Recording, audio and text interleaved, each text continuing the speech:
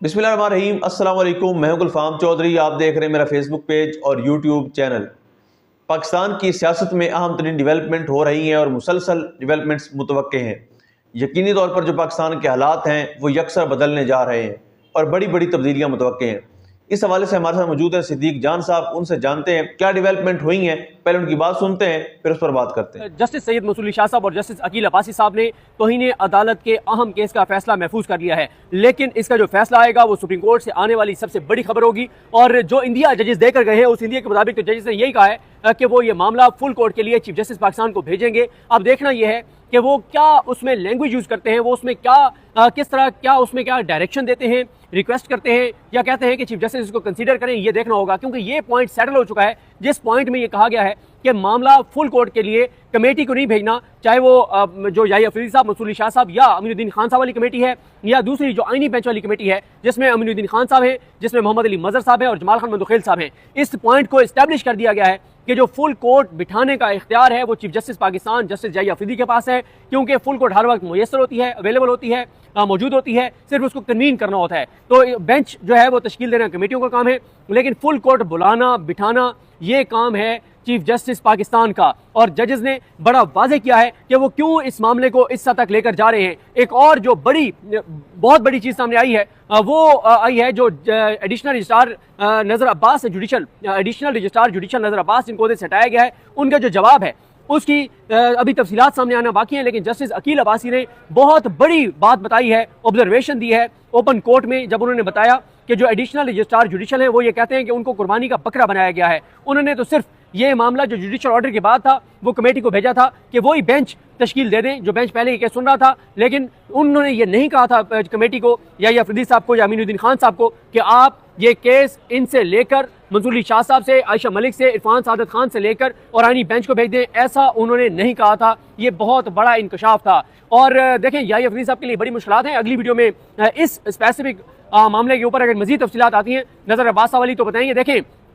ये बात पहले भी नजर आ रही थी कि नजर अब्बास साहब को सिर्फ कुर्बानी का बकरा बनाया गया है, उनका इस सारे मामले से कोई तल्लुक नहीं है, उनके सारी लड़ाई से कोई तल्लुक नहीं है। ये जो कुछ किया है वो याही अफरीदी साहब और अमीनुद्दीन खान साहब ने बैठ के किया है, नजर अब्बास साहब के सारे मामले से कोई तल्लुक नहीं है। देखें अदालती जो मुआमनीन मुकर्रर किए गए थे उनमें से 5 अदालती मुआमनीन ने यह बात कह दी है कि यही जो तौहीन अदालत के दायरे इख्तियार के अंदर रहते हुए ये बेंच जो केस सुन रहा है, इसी केस में फुल कोर्ट बनाने के लिए जुडिशल ऑर्डर किया जा सकता है। जुडिशल ऑर्डर करके और चीफ जस्टिस के सामने मामला भेजा जा सकता है। वजह इसमें अब 2 मुख्तलिफ चीज़ें हैं। एक ये है कि ये बेंच डायरेक्शन दे दे और कहे कि कल सुबह 9:30 बजे जो है वो फुल कोर्ट बिठाया जाए। एक ये डायरेक्शन हो सकती है, एक ये रिक्वेस्ट हो सकती है, एक हो सकता है कि चीफ जस्टिस इन सवालात पे कंसीडर करें कि फुल कोर्ट जो है वो तश्कील दी जाए। अब लैंग्वेज क्या होगी ये बहुत इंपॉर्टेंट होगा। और आज जो मैं आपको अर्ज कर रहा था कि 5 वकला सलाहुद्दीन साहब, शाहिद जमील साहब, मुनीर मलिक साहब, हामिद खान साहब, ख्वाजा हारिस साहब, इन 5 ने यह कहा है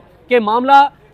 फुल कोर्ट के लिए जुडिशल ऑर्डर के जरिए मामला चीफ जस्टिस को भेजा जा सकता है। ऐसा नहीं है कि जुडिशल ऑर्डर फुल कोर्ट के लिए नहीं किया जा सकता। उसके अलावा आज जो उन्होंने मसूली शाह साहब ने बताया कि वो ये केस क्यों सुन रहे हैं, उन्हें किस चीज़ की फिक्र है। उन्होंने बताया है कि हम इदारे को बचाना चाहते हैं, हम सुप्रीम कोर्ट को बचाना चाहते हैं और हम सुप्रीम कोर्ट को बचाने के लिए फिक्रमंद हैं। आज और बहुत सी ऐसी ऑब्जर्वेशन आई जिसमें वाज़ेह कर दिया जजेस ने कि जो 26वीं आईनी तरमीम है वो अदलिया की आज़ादी पर हमला है, अदलिया की गैर जानिबदारी पर हमला है, अदलिया के अंदर मुदाखलत है। और जिस तरह से उसके बाद 26वीं आईनी तरमीम हो या प्रैक्टिस एंड प्रोसीजर एक्ट में जो तब्दीलियां हो उससे बड़ा वाज़ेह है। आज ये भी मंसूली शाह साहब ने कहा कि जब practice and procedure act challenge हुआ था काजी फाइजी साहब जब चीफ जस्टिस पाकिस्तान बने थे और फुल कोर्ट बना था, तो इसलिए हमने उसका वैलिडेट किया था। हमने कहा था कि आइन से मुतसादिम नहीं है क्योंकि उसमें सुप्रीम कोर्ट के इख्तियार को यानी कोई सुप्रीम कोर्ट से वापस नहीं लिया गया था, सुप्रीम कोर्ट के इख्तियारात को कम नहीं किया गया था। लेकिन यहाँ पे आर्टिकल 191A जो है उसमें सुप्रीम कोर्ट के इख्तियारात, जजेस के इख्तियारात को कम किया गया है। तो ये इजाजत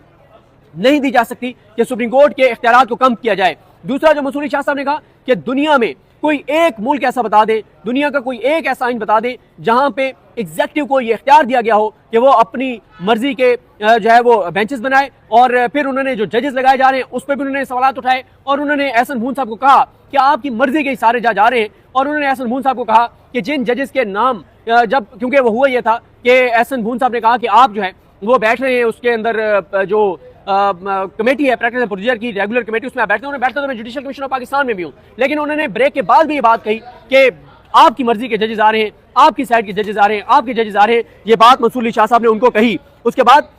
ये भी कहा उन्होंने कि अब हम ये तो कर नहीं सकते, क्योंकि जब ये बार बार कह रहे थे हसन मून साहब कि मामला जो है वो आप कमेटी को भेज दें, तो पूछा गया कौन सी कमेटी को, तो कहा गया कि आप ऐसे करें कि आप मामला चीफ जस्टिस को भेजें और चीफ जस्टिस को ये कहें कि वो कोई कंसर्न कमेटी है, जिस कमेटी का चीफ जस्टिस समझते हैं, अगर चीफ जस्टिस ये समझते हैं कि ये मामला जो है वो रेगुलर कमेटी का है तो आप रेगुलर कमेटी को दे दें, और अगर आप ये समझते हैं कि मामला आईनी बेंच की कमेटी का है तो चीफ जस्टिस उसके सामने रख दें। तो यहाँ पर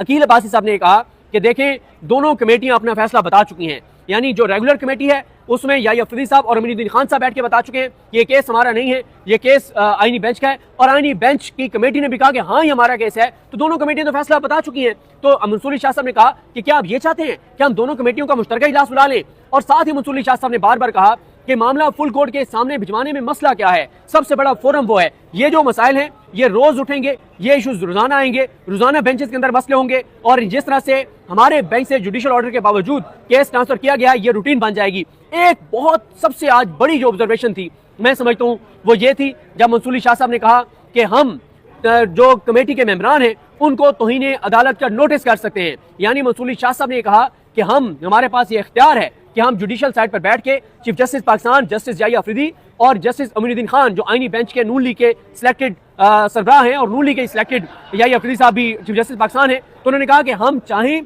तो उनको तौहीन अदालत का नोटिस कर सकते हैं, लेकिन हम तौहीन अदालत का नोटिस नहीं करेंगे। हम नहीं चाहते कि मामला किसी और तरफ जाएं, हम सिर्फ ये चाहते हैं कि आप, क्योंकि बहुत अहम कानूनी नुकात सामने आ गए हैं, और वो कानूनी नुकात ये हैं कि एक केस कमेटी ने हमारे पास भेजा, हमारे पास लगा, हमने उसको सुनना शुरू किया, हमने उसमें कुछ क्वेश्चन फ्रेम किए, और अभी हमने उसमें फैसला नहीं दिया, हमने बताया नहीं है कि हमने इधर जाने उधर जाने, क्वेश्चन फ्रेम हुए, हमने सुनना शुरू किया, दलाइल का आगाज हुआ और कमेटी ने हमारे से केस वापस ले लिया। उन्होंने कहा कि अब मुनासिब यही होगा कि ये मामला फुल कोर्ट के पास भेजा जाए, फुल कोर्ट बैठ के फैसला करे, एक ही बार तय करे कि सुप्रीम कोर्ट में जब कोई केस आता है तो वो केस कैसे आगे इंटरनल प्रोसेस होगा, वो कैसे किसके पास पहले जाएगा, कौन ये फैसला करेगा कि ये केस आईनी बेंच में लगना है या ये केस रेगुलर बेंच में लगना है। और मंसूर अली शाह साहब ने कहा कि इसमें कंफ्यूजन है, इसलिए एक बार इसको सेटल होना चाहिए। एक बात और उन्होंने कही, उन्होंने कहा जब ख्वाजा आरिफ साहब कह रहे थे एक पॉइंट के ऊपर कि कमेटी आपसे वापस ले सकती थी केस, तो उस पर मंसूर अली शाह साहब ने और अकील अब्बासी साहब ने बार बार सवाल किया कि जब जुडिशियल ऑर्डर हो जाए तो फिर कमेटी किस इख्तियार के तहत वापस ले सकती थी। दूसरा जो उन्होंने कहा कि आपका ऑर्डर अगर आप कर भी देते तो पार इंक्यूरियम होता, उन्होंने कहा अगर पार इंक्यूरियम होता भी तो ये फैसला जुडिशियल साइड पे होना था कि पार इंक्यूरियम है। और साथ ही एक और बात की मंसूर अली शाह साहब ने कि ये बताएं अगर हमारे यानी इस पॉइंट से निकल आए कि आप कहते हैं कि क्योंकि इसमें एक मामला ये था कि कस्टम के एक्ट की एक शिक को आइन से मुतसादिम करार देकर कलअदम कर दिया गया था, तो उसको चैलेंज किया गया था एफबीआर की जानिब से, तो अगर हम आपकी बात चले इस हद तक मान लेते हैं कि हम गलत ऑर्डर कर देते, तो गलत ऑर्डर भी हम कर देते तो उसका एक था रेमेडी कि उसका रिव्यू आ जाता, बड़ा बेंच रिव्यू सुन लेता। दूसरी बात जो मंसूर अली शाह साहब ने कही कि जुडिशियल ऑर्डर को जुडिशियल ऑर्डर ही बदल सकता है, उसको इंतजामी कमेटी नहीं बदल सकती। जी बिल्कुल, जिस तरह से आपने सिद्दीक जान साहब को सुना कि आइंदा आने वाला जो हफ्ता है, ये चंद दिन है, ये पाकिस्तान की सियासत में कितने अहम है और इसमें जो पाकिस्तान की सियासत है उसमें कितनी बड़ी तब्दीलियां मुतवक्के हैं। अल्लाह पाक वतन अजीज़ का हामी और नासिर हो। पाकिस्तान जिंदाबाद।